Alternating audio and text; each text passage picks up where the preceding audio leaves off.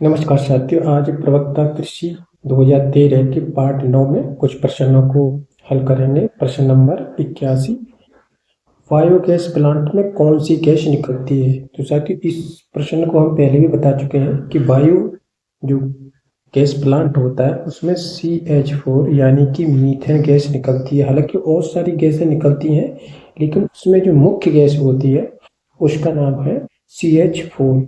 इससे उत्तर आपका बी सही है। मीथेन को ही हम जो है मार्स गैस के नाम से जानते हैं।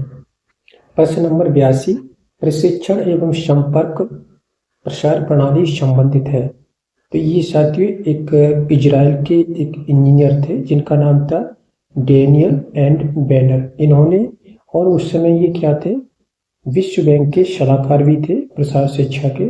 इन्होंने सबसे पहले इस परियोजना को सन 1973 में सहम सिंचाई प्रोजेक्ट के द्वारा तुर्की में लागू किया था तथा भारत में यह योजना विश्व बैंक की मदद से सन 1974 में राजस्थान के नहरी क्षेत्रों तथा मध्य प्रदेश के जो चंबल क्षेत्रों में लागू किया गया था तथा सन 1984 में इसी जो ट्रेनिंग और विजिट सिस्टम परियोजना थी, इसको सार का सिद्धांत के नाम से जाना गया था। प्रश्न नंबर 83, बीज का छिलका छीलने में कौन सा उपयुक्त है? तो गर्म पानी के द्वारा भी, अम्ल के द्वारा भी और गर्म तापमान के द्वारा भी। इसका सही उत्तर है उपरोक्त में सही। तो उपरोक्त में सभी या इनमें से सही, सभी सही है। डी ऑप्शन सही है। प्रश्न नंबर 84, रखे हुए बीज में पानी की मात्रा सबसे ज्यादा नहीं होनी चाहिए। साथियों यहाँ देखिए, इसमें स्टोर ग्रेन लिखा हुआ है। तो स्टोर ग्रेन के लिए जो नमी की मात्रा होती है वो 12% से अधिक नहीं होना चाहिए। तो इसका सही उत्तर कौन सा है? दूसरा। जब हम 10 + 12 + 14 इसका जब हम औसत निकालेंगे तो ये 12 आएगा। तो हमारा सही उत्तर क्या है? बी। ऐसे ही जो दलहनी फसलें होती हैं उनके बीज को हम स्टोर करेंगे तो नमी की मात्रा कितने से ज़्यादा नहीं होना चाहिए? तो 9 से ज़्यादा नहीं होनी चाहिए, 8 से 10 के बीच होनी चाहिए। दलहनी फसलों के लिए नमी की मात्रा घटान करने के लिए 6 से 8% ही होनी चाहिए। प्रश्न नंबर 85, भारत में गेहूं का जीन बैंक कहाँ स्थित है? तो भारत में जो गेहूं का जीन बैंक है वो करनाल, हरियाणा में स्थित है। वर्तमान में उसका पदोन्नत कर दिया गया भारतीय गेहूं एवं जौ अनुसंधान संस्थान। ये कहाँ है? करनाल, हरियाणा में ही स्थित है। भारतीय गन्ना अनुसंधान संस्थान कहाँ है? वर्तमान में ये लुधियाना में स्थित है। भारतीय तिलहन अनुसंधान संस्थान कहाँ है? ये आपका कल्याणपुर, कानपुर में स्थित है। तो इस प्रश्न का जो सही उत्तर है वो है करनाल, हरियाणा। प्रश्न नंबर 86, वसा संश्लेषण कहाँ होता है? साथियों देखिए, यहाँ पे जो प्रश्न दिया हुआ है ये हिंदी या संश्लेषण शब्द है और यहाँ पे दिया हुआ है मेटाबॉलिज्म। तो हम इंग्लिश वाले को सही मानते हैं कि मेटाबॉलिज्म यानी the side of fatty acid metabolism. तो इसका सही जो उत्तर है आपका वो है ग्लाइऑक्सिशोम। अगर संश्लेषण इस वाले को लेकर चलते हैं हम, तो इसमें अगर हम ये हिंदी वाले प्रश्न को पढ़ते हैं कि वसा संश्लेषण कहाँ होता है, तो साथियों वसा का जो संश्लेषण होता है वो होता है आपका ग्लाइऑक्सिशोम के अंतर्गत। जबकि यहाँ देखिए प्रश्न क्या दिया हुआ, एसिड मेटाबॉलिज्म। तो एसिड मेटाबॉलिज्म के संबंध में कौन सा सही रहेगा आपका उत्तर?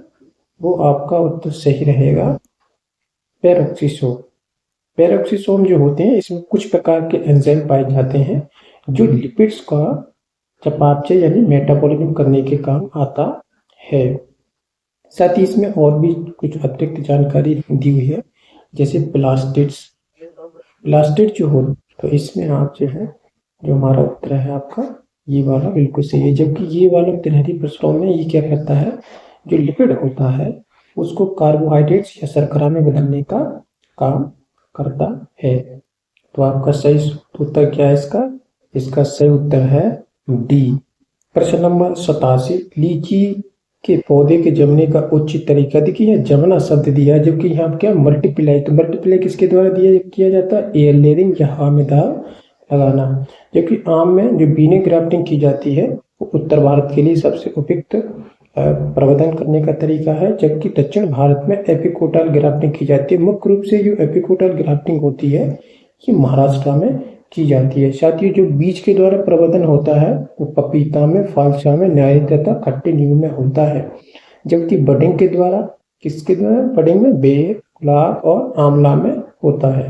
प्रश्न नंबर 88, केंद्रीय मृदा लवणता अनुसंधान संस्थान कहाँ है? तो केंद्रीय कहाँ पर? करनाल, हरियाणा में है ये। और उसके बाद में central soil and water conservation research कहाँ से आती है? ये आपका देहरादून में है। एनआरसी फॉर मखाना ये पटना में, एनआरसी फॉर लीची मुजफ्फरनगर में। ये दोनों ही संस्थान कहाँ पे हैं? ये बिहार में है। तो आपका सही उत्तर क्या है इस प्रश्न का? करनाल, हरियाणा। प्रश्न नंबर 89, केंद्रीय कपास अनुसंधान संस्थान कहाँ है? तो केंद्रीय कपास अनुसंधान संस्थान कहाँ है?